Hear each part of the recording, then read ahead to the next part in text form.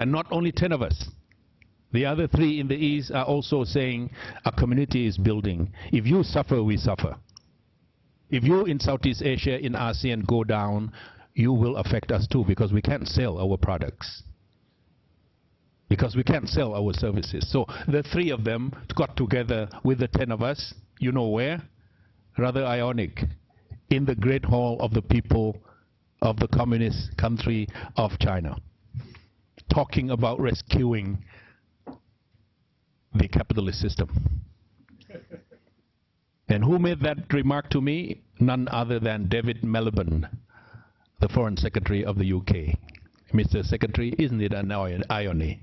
We all are here talking in the Great Hall of the people, the nerve center of the Communist Party of China, but talking about how to help rescue the capitalist system out there. Japan, China, and Korea, with the 10 leaders of ASEAN, got together and said, we're going to stick this out together. We're going to work on the Chiang Mai initiative. We are going to expand it.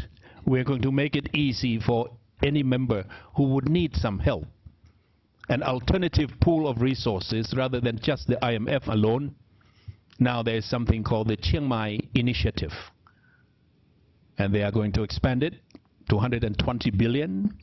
And there will be meetings, 13 of them in Phuket this Sunday. And they are trying to streamline everything and present it to the leaders by the time they get together at the end of this month.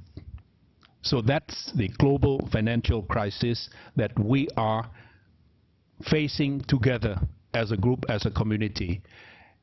It's a way beyond 10 years ago when we failed together. This time the world is expecting us to stick together and to help rescue the financial crisis, at least to stabilize it, at least not to make it worse. We will continue to grow as a group, as a region. And that's a lot to say in this time of financial crisis. From Indonesia, ASEAN Human Rights Body, they finished the terms of reference, TOR. It's a new venture. For a long time, the world was expecting that we should have something called the ASEAN Human Rights Mechanism, or a regional mechanism for ASEAN, for the region. We were not ready. Some of us were more ready than others. But this time it is in the Charter. That's power of the word. We have to implement it. We have to come up with the terms of reference for that human rights body, whatever they're going to call it. Committee, council, forum, commission, or just body. We don't know. But as far as I am concerned, in that 9 articles of the draft that they have done, there are 11 references to 2 words in the Charter. And those 2 words are promotion and protection of human rights. The concern is, if you want to protect, that means you're going to go in with judgment to investigate. Wouldn't that be interfering? Well, we'll have to take that into consideration. If there are national sensitivities, we will find a way to soothe those sensitivities. But I, for one, am very comfortable with the fact that those 2 words are there prominently: promotion and protection of human rights. How are we going to implement them? Again, that will take diplomacy, that will take arts as much as science, of law, of politics, of all the sciences that we need in order to make sure that we can promote and protect the human rights of 570 million people. It won't be easy, but at least it has to begin, and it has begun, And it is up to all of us, up to all of you, to make sure that it is going to be a meaningful body, or whatever it is called. Laos, development gap, IAI. IAI has a 5-year cycle. Each project, or each program, or each draft, or each or what you call the plan will have 5 years lifespan. We have just begun the second lifespan. It is a way to get the older members with a higher development achievement to help the less and the newer members, less developed and newer members, the CLMV that you referred to, Cambodia, Laos, Myanmar, and Vietnam. But you know, ASEAN, with all the diversity that we have, with the resources that we have in our possession, we don't have enough in order to do what the Europeans do.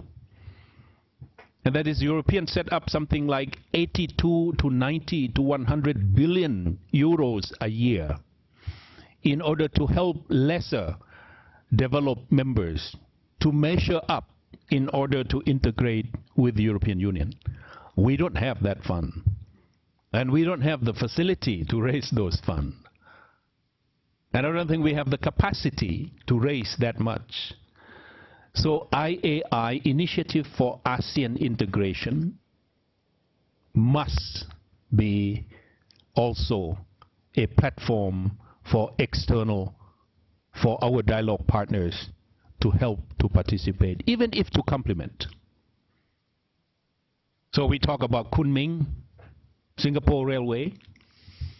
We talk about East-West Corridor between Da Nang all the way through Laos, through Thailand, into Myanmar, connecting with the Indian road network.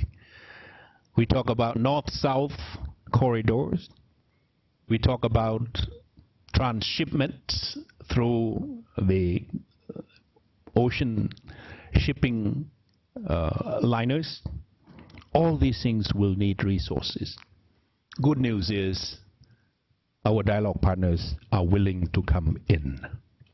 Australia, China, Japan, Canada, the EU are all committed to help complement and supplement our own initiative for ASEAN integration.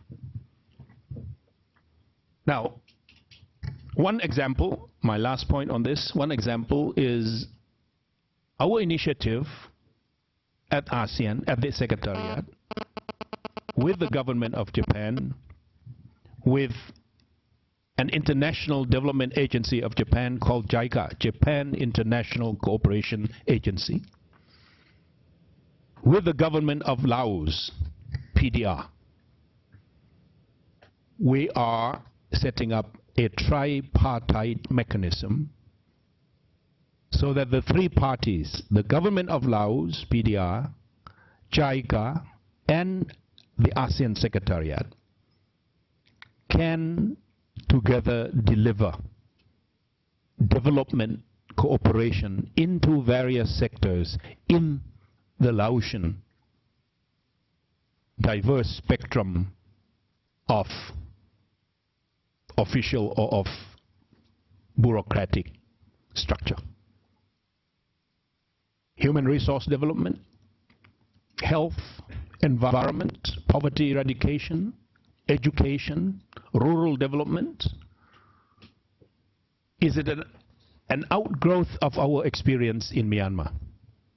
When we went in the aftermath of Cyclone Nargis, it has been quite successful, the tripartite mechanism between the government of Myanmar, ASEAN, and the international community through the UN. We are replicating that with Laos, with the full endorsement and participation and ownership of the Laotian leadership, Laotian government. It will be the Laotian government, ASEAN, and JICA working together. We hope we can replicate that in Cambodia. Again, with the full endorsement of Cambodia. I have already talked to some of the European partners, the EU here in Jakarta, and they are very, very amenable to that. And I hope we can move into Vietnam. I hope we can move into other pockets of poverty, of underdevelopment, which all of us have, not only the CLMV countries. So those are the kind of things and initiatives that we have put in place in the past year under the Charter, and with the hope that the people will participate and contribute in all these initiatives. Thank you. Okay, thank you, Dr. Surin. Now I open up to the next session, which will include the countries of Malaysia, the Philippines, and Singapore. I begin with Malaysia.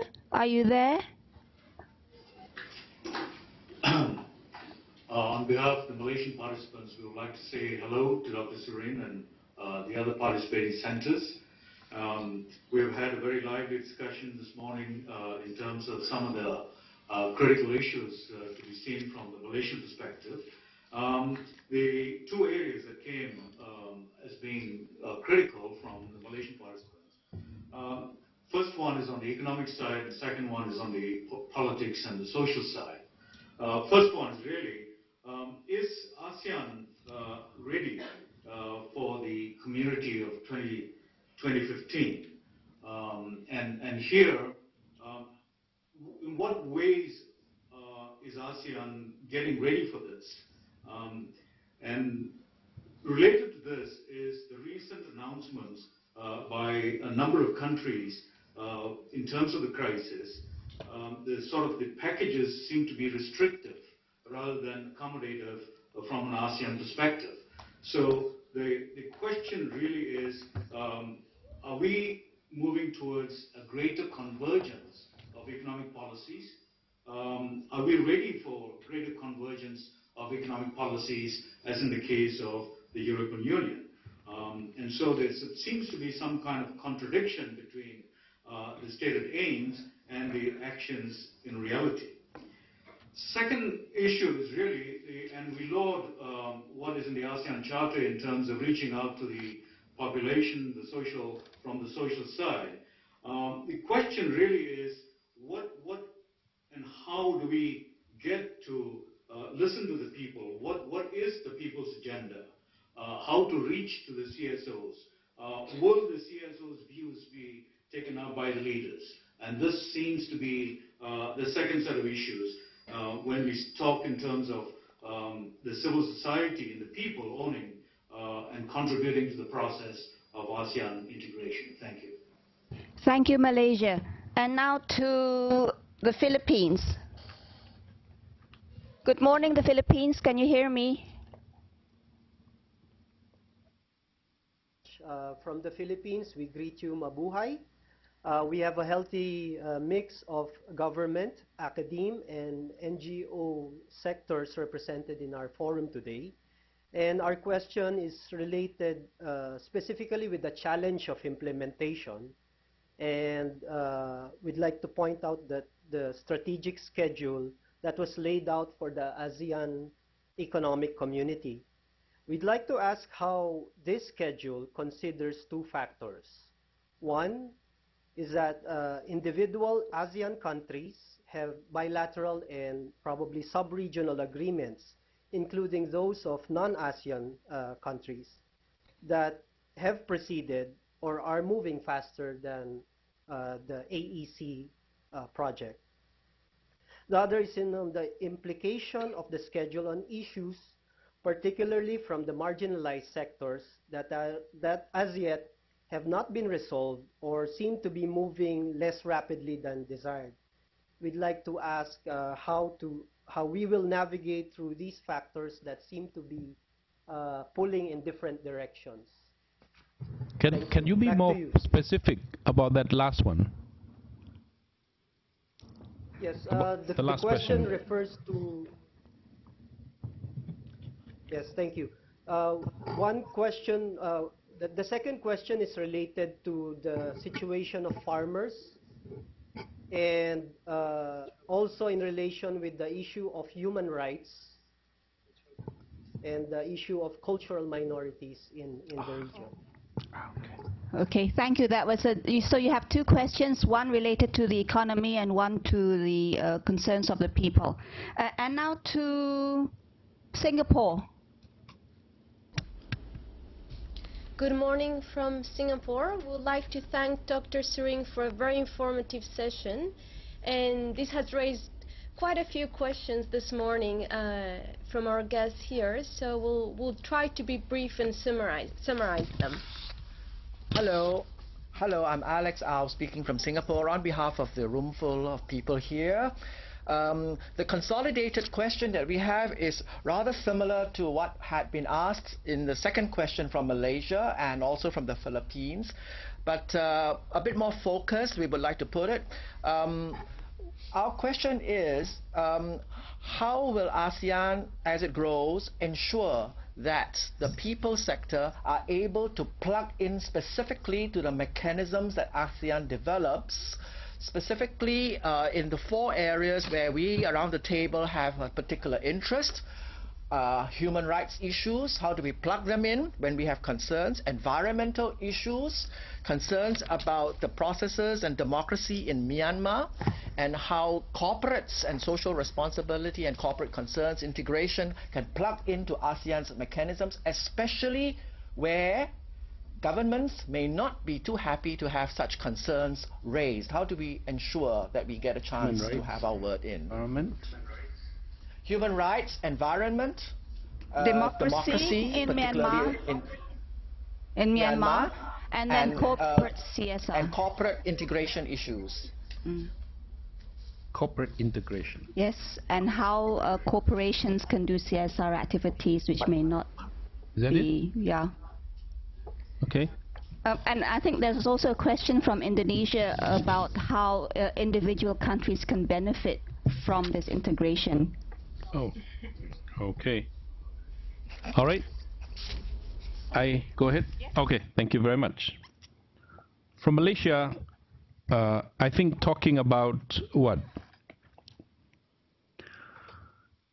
CSO, the civil society organizations, the space is very much open, as I said earlier. There are mushrooming phenomenon of NGOs getting together and trying to register their grievances, their complaints, and their contributions and their visions into the process of ASEAN. In the charter itself, I think there are about 70 what you call voluntary organizations being registered there.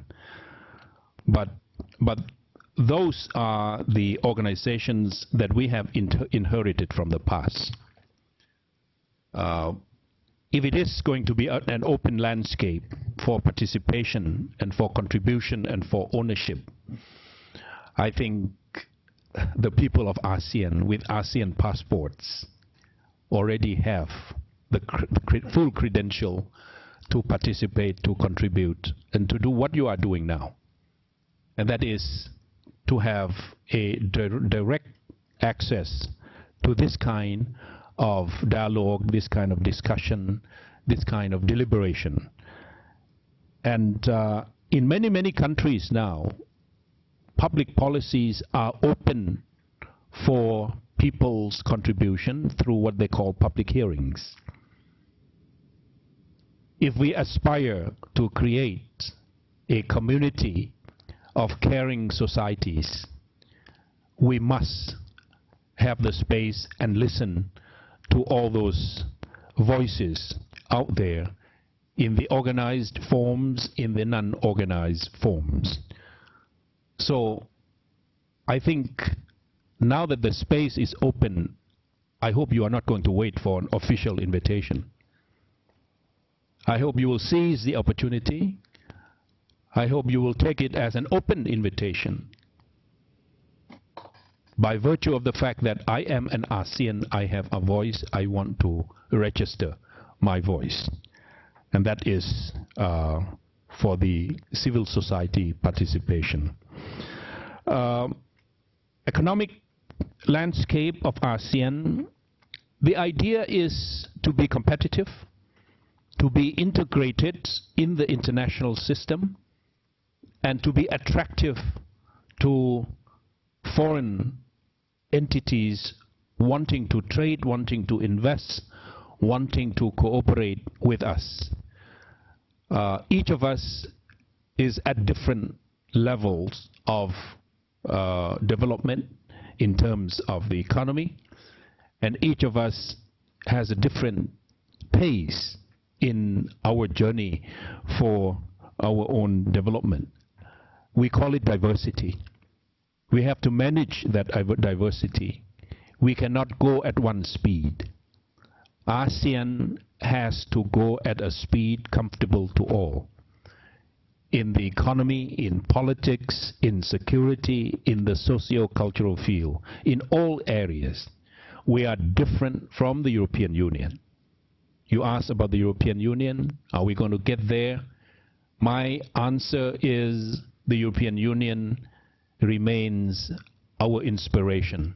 It is not our model at this particular point in time, because we have begun from a different beginning point.